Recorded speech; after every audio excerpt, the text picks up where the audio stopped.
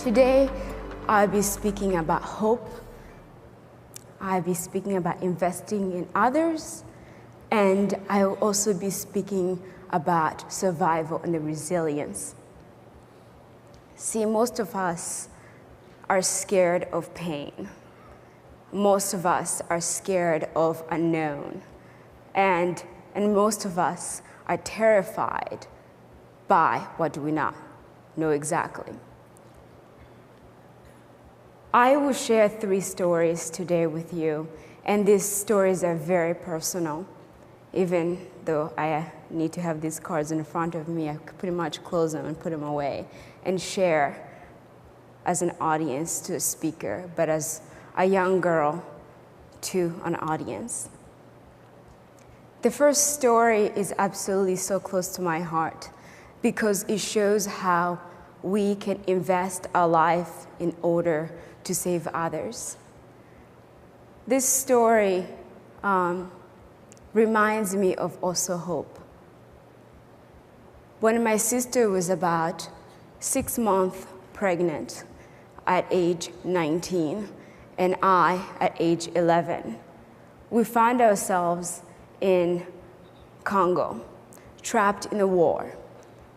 We were trying to leave the country in order to go back to Rwanda and hoping that we'll see our family again. But the war did not allow us.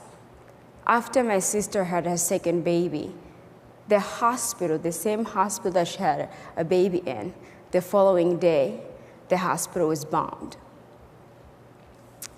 And for weeks, we were trapped in a house with a whole about 15, 16 people. We had no food, we had no water. My sister had just had a baby. She couldn't even breastfeed the baby because she had no milk left in her. And I remember looking around, and I can never really bring back the emotions that I was feeling about that experience, because it's so terrifying to see a mother trying to feed the baby but realizing that she doesn't have any milk in her. It's so painful, and this could happen to anyone, anywhere in the world. Guns, bombs outside. We had no idea who to fear or where to go. But the most amazing thing is that my sister's mother-in-law, she came to the room and she said, "I refused. I don't care if there's guns, shooting, I'm going to get you food." So everyone tried to stop her, and she was like, "Nope, I'm going." So she walked out and came back with sugar, where we all watched her as she stirred sugar into water and handed it to my sister. And as my sister drank, we saw this joy within the room. You see, my mother-in-law did not have to do that. She chose to be able to do that, even guns shooting outside. If you were watching this experience in front of you, not as a movie, will you be able to invest in her peace?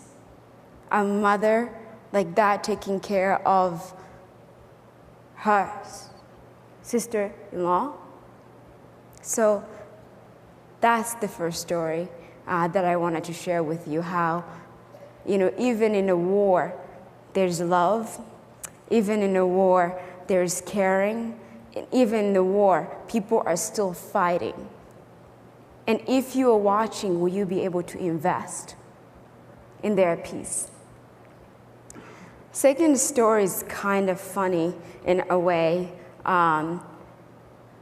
This is when you were stuck in one of the refugee camps in Malawi. My sister, actually at that time, age 17, and I was probably about 8 years old. And my sister loves meat, chicken, beef. I mean, she will go for miles to search for it. Yes. But one of the things that it's so powerful about that love for meat, she pretty much saved a refugee camp. Refugee camp life is not a life that any of you here in this moment you want to be in, even just for 2 seconds. It's a nightmare. You cannot leave a place. You only receive about 2 portions every month. Beans and corn, that takes about 7 hours to cook. And if you don't have a firewood, then you're absolutely screwed. That's exactly what you call it now. So every day you eat that beans, that corn, and there's no nutrition in that corn. So if you like it, your beans taste good, but after every day eating beans, every day, and a little bit of corn, trust me, your body just gives up. And so you have all these different people dying around us. And my sister refused. She refused to see people in that pain. I mean, the refugee camp was probably about 10,000 people from all over, not only Rwandans, people from all over in Africa, starting from Somalia to Congo to Burundi and Rwanda, one place, 10,000 people or more. My sister figured out a way to get out of that refugee camp and go bring people what they miss. So my sister walked for miles. I remember she woke up one day at 5 a.m., walked for miles, and she brought a goat with her. And you should see people's face, so happy. You know, the goat was slaughtered, and I'm sorry for those who are vegetarian, but if you haven't eaten a meat in like years, it's a different story, or haven't seen it. And everyone sat, and they were so joyful. I mean, the meat was cut, everyone's eating. And just this one moment led my sister to go back, and people in the refugee camp started figuring out that they could actually go and leave the refugee camp and go find things. I mean, business started in the refugee camp. And that refugee camp is still in Malawi, bigger than ever, and you find markets.